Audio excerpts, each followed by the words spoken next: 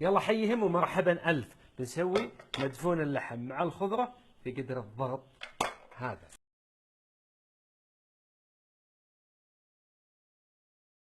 المدفون أكيد إنه بالقصير. ناخذ القصير ونجيب معاه ورق الزبدة، هذا واحد، ونزيد عليه الثاني، نضيف هذا هنا عشان يمسك.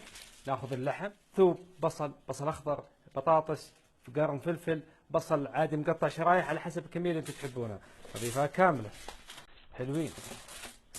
نجيبها هنا، بهارات مشكلة، بابريكا، بودرة ثوم، بصل، فلفل مجروش اللي تحبونه نضيفه.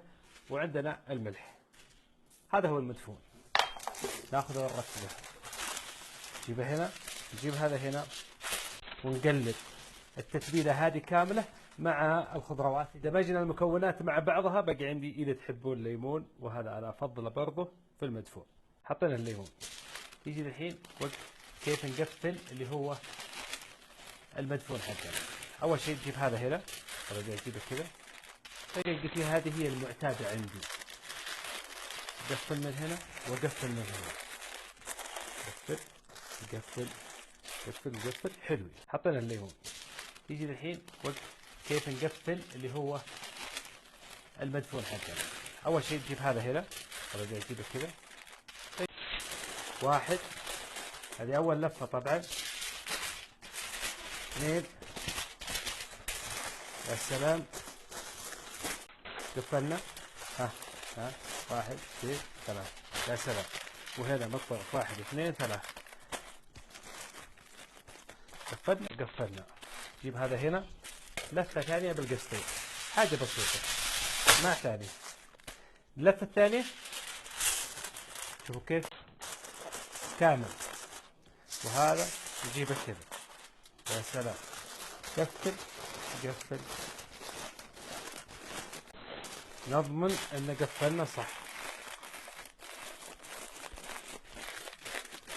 فيها على شكل دائري عشان القدر الضابط.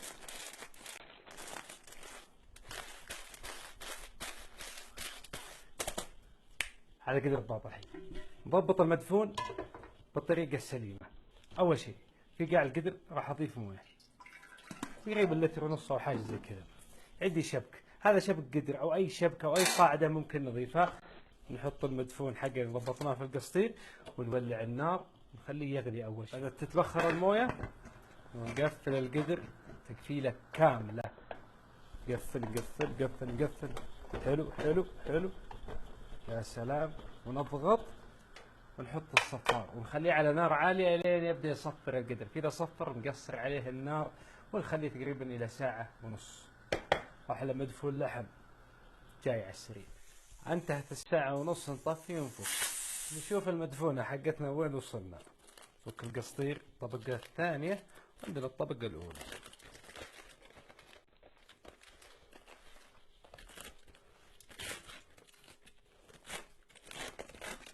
ممتاز.